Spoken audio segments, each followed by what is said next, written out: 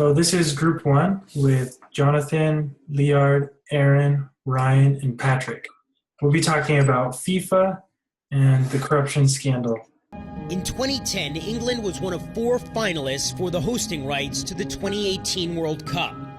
The day before the winner would be announced, Prime Minister David Cameron led a virtual pep rally in the House of Commons. We have got the stadia, we've got the facilities, we have the transport networks, we have the enthusiasm in our country for football, and we can put on an absolutely first-class World Cup. The following day, December 2nd, 2010, the English learned their fate. 2018 FIFA World Cup, ladies and gentlemen, will be organized in Russia. Despite the entreaties of David Beckham and Prince William, England mustered just 2 votes. I think they were probably surprised at the scale of the defeat, but not surprised that we lost. Damian Collins is a member of Parliament. But what's been more shocking is a rotten culture that pervaded that bidding process, the culture of the executive committee and some of the people on it, whereby they expect favours and rewards for their support. And that is the way that they do business. Some things which were put to me personally, sometimes in the presence of others, which in my view did not represent proper and ethical behaviour. Lord David Treisman, the chairman of England's bid, testified before a parliamentary committee in May 2011. He said that 4 FIFA executive committee members had offered their votes in exchange for cash and favours. One wanted $4 million for an education centre. Then said that the funds could be channeled through him and he would guarantee that they were appropriately spent. Another EXCO member wanted to be called Sir. He believed that a knighthood from the United Kingdom would be appropriate. And it was put to me that as a former Foreign Office Minister, I must know how these things are organised and could probably achieve it if we had a mind to do so.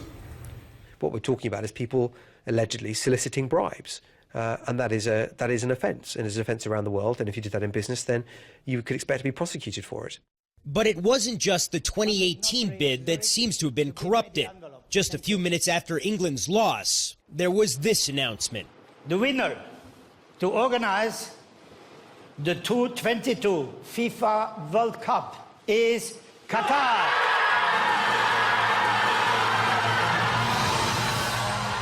How did Qatar get the 2022 World Cup? Money. They bought it. I think that's how they got the World Cup. I mean, there's no other conclusion you could draw. So FIFA is the international governing body that oversees the international football tournaments, such as the FIFA World Cup. FIFA is also organized in 6 regional organizations that report to it. FIFA includes about 209 countries and is the organizer of the football World Cup that takes place every 4 years. All major decisions in FIFA are made by the president and the executive committee.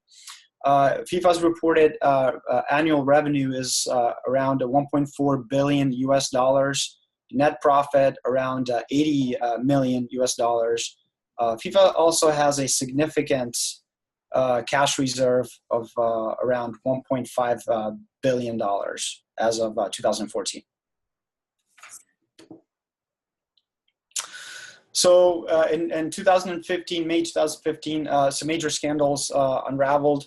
A hotel raid led to the arrest of 40 FIFA executives. 12 of these arrested were former members of the FIFA's all-powerful executive committee, which is involved in the major decisions such as which country is going to host the World Cup. This raid was led by the U.S. and Swiss officials on allegations of some $200 million in bribes and kickbacks passed on to FIFA executives.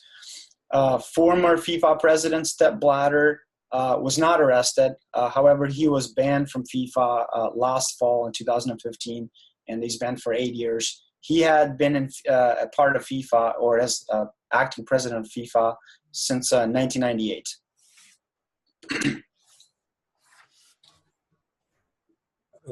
This figure provided by the Associated Press shows some of the ways in which kickbacks and bribes may have been provided to the corrupt officials. Most of these kickbacks came through sports marketing companies who are in charge of linking up broadcasters and corporate sponsors with the tournament organizers. And so these sports marketing companies were able to kind of be an intermediary as well as other intermediaries in order to funnel these bribes to the corrupt officials. And so as bribes came into the corrupt officials then would provide their official support. As Leard said previously, the executive committee, which is formed of 24 different individuals, are in charge of selecting the host countries. And so in order to bribe the executive committee, essentially you only had to bribe 12 or maybe 13 of the executive committee. And there was plenty of ways to get that bribe money into their hands. So to further evaluate this scandal as far as from an ethics perspective, we asked a few questions. If bribery is a crime, who are the victims and how are they harmed? So obviously, the groups that benefit from this are those who get the money. So FIFA leadership, those who accepted the bribes, the host countries who paid the bribes, they get the economic benefit of hosting a World Cup and everything that comes with that. As Ryan just mentioned, the sports marketing companies and intermediaries who are getting a piece of the kickbacks as they're becoming the middlemen. Those harmed are the soccer fans who lose sort of the purity of the sport, who can't trust in what FIFA is doing or that the best country is hosting the World Cup.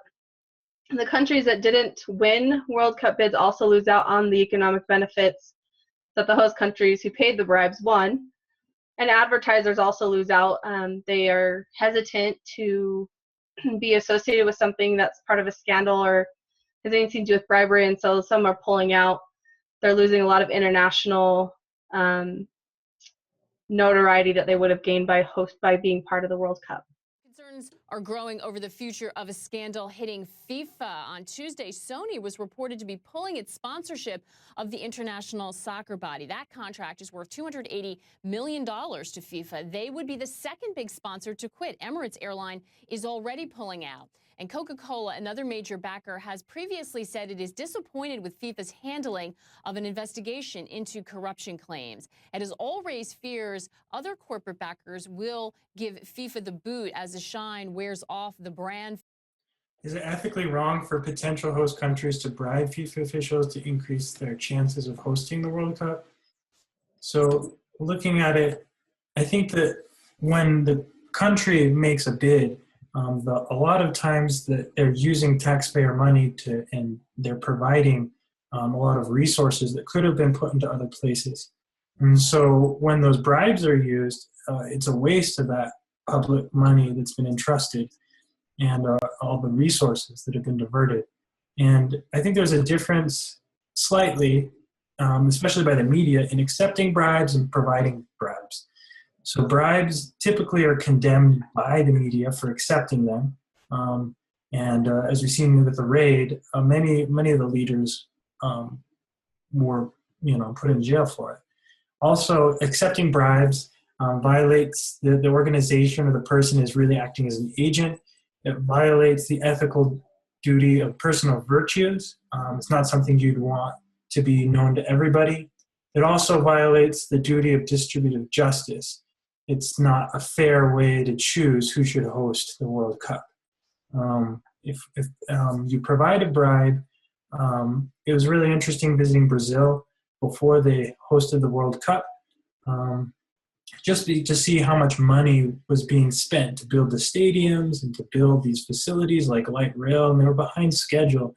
And all these money that, if were used in bribes, could have been used to help produce and make the country more secure, more ready to host the games. Also, in the long run, if you're thinking of the ethical duty of self-interest, like here in Salt Lake, it works against the image. Having the IOC scandal in 2002 really tarnished Salt Lake's image, and it was hard for them to be able to even have the games. But luckily, those worked out. So we try to look at FIFA as an organization around the world and understand better why has it become so corrupt as an institution. And what we did is this map here is from Transparency International, and the countries, as we see the color scale here, the legend, the darker the blue, the less corrupt a country is perceived. And as we go down to the reds, and the darker the red, then a more corrupt country is perceived. So we looked at FIFA. We looked at a few major countries that have been part of this scandal at this time, as well as major events. We looked at Switzerland, where FIFA is incorporated and abides by the laws of that country. We looked at the United Kingdom, United States, Brazil, as well as the new hosts, the future hosts, Qatar and Russia and Qatar, Russia in 2018 and Qatar in 2022, World Cup hosts. As we see this index, we notice that Switzerland, for example, is one of the least corrupt countries in the world, and followed by the UK and the United States, and we go further down to Qatar, Brazil, and then Russia. So we've got a mix of countries here that have stronger ethics and stronger laws against corruption, and then vice versa. So it seems to be that this is not a particular country issue. This is a systemic issue. This is an institutional issue. FIFA as an organization has institutionalized corruption to operate for many decades now, and it has become sort of a part of its doing business. So we believe that this goes beyond just one particular country. As we're seeing here, we've got executives from Switzerland, one of the least corrupt countries in the world, making corrupt decisions and accepting bribes. So we believe that this is an institutionalized problem within FIFA, not necessarily a country-specific or individual-specific issue. One model that we chose to use to evaluate this was the ICST approach suggested by Donaldson and Dunphy in their article When Ethics Travel. And they built some zones of ethical norms. You can see here on the right this sort of target-shaped image. They describe hypernorms as norms that are universally accepted by everyone. This would be something that would be either considered ethical or unethical by pretty much everyone. As you go outside of that, there is a zone called consistent norms, and so broader in scale, generally accepted by most of the world population, but not necessarily accepted by everyone. And then there's a zone which they call moral free space. This is where there's a lot of different options or wiggle room, morally speaking, between different organizations or between different countries. And then clear on the very outside of this, illegitimate norms. These would be things that are in direct violation of the hypernorms, things that would not be considered ethical by pretty much anybody. And what we found through the articles that we read and the research that we did is that accepting bribes is generally considered an illegitimate norm. Now the map that Laird showed on the last page showed that there is some level of corruption in every country, but every article we read condemned the bribery as not ethical and not moral. And so it does go back to the institutionalization that Laird talked about of if there's a corrupt institution, that norm can breed within it. There really is very little moral free space here. It's very difficult for us to say that a little bit of bribe is okay, or that bribes in this instance are okay but not in this instance, because we believe that it opens the door to much worse behavior. And for this reason, we strongly suggest that US and Switzerland should obviously not engage in the bribery, and that they should continue their push to root out bribery in FIFA. In the long run, the corruption and bribery within FIFA is good for no one.